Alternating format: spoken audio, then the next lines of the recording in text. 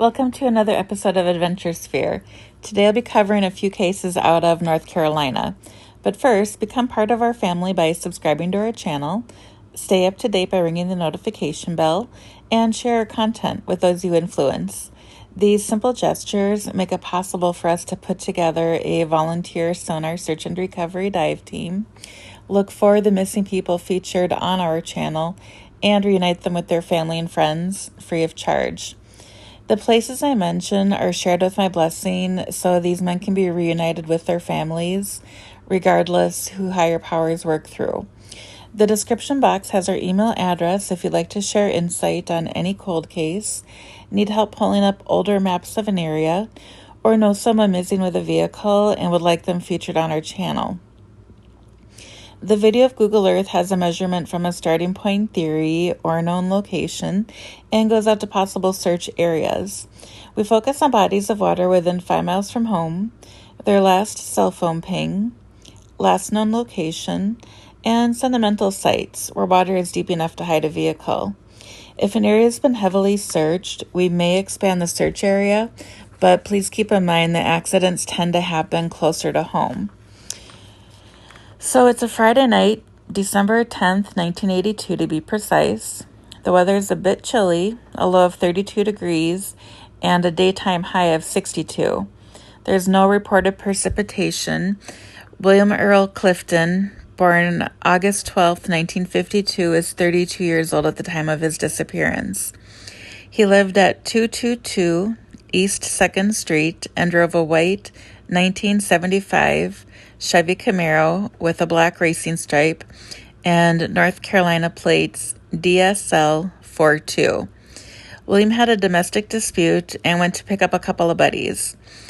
Michael Fay Norman, birth date August 8th, 1950, he's 32, lived at 513 Hudnall Street in Washington, North Carolina as well. He is missing the distal digits of his ring and index fingers of his right hand.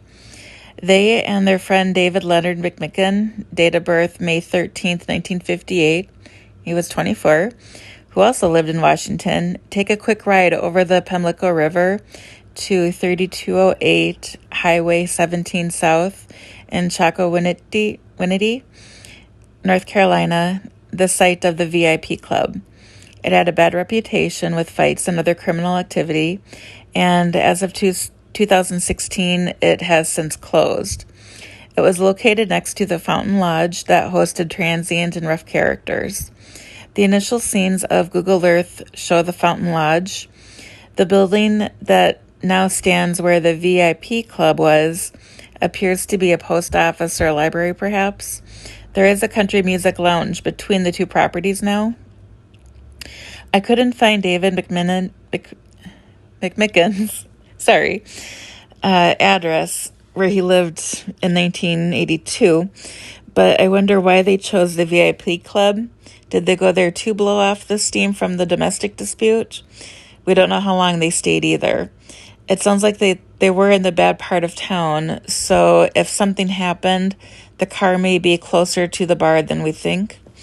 On the other hand, the temps were near freezing that night, and bridges ice before roads. They may have hit a patch of black ice, and the vehicles don't tend to float too terribly far, but with their windows being likely rolled up, and if they were listening to the music and speeding, they may have launched that white Chevy Camaro further and faster than any current cold case investigators may have imagined.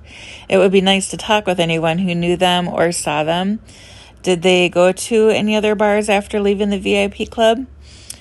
Where else did they like to hang out? Who reported them missing and when?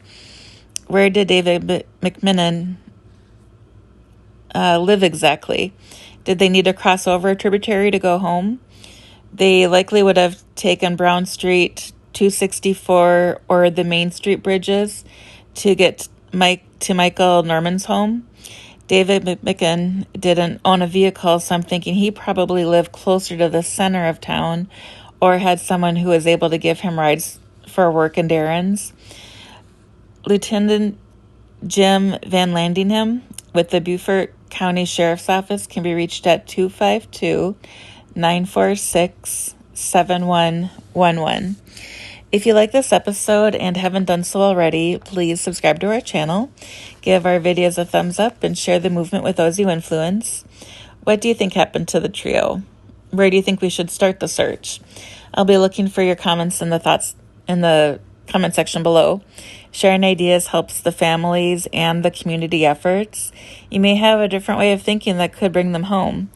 We really appreciate the time you've invested into watching our purpose come to life. It means the world to us, the families, and the communities we serve. 100% of donations received stay within the organization to help purchase sonar equipment that will help families for years to come.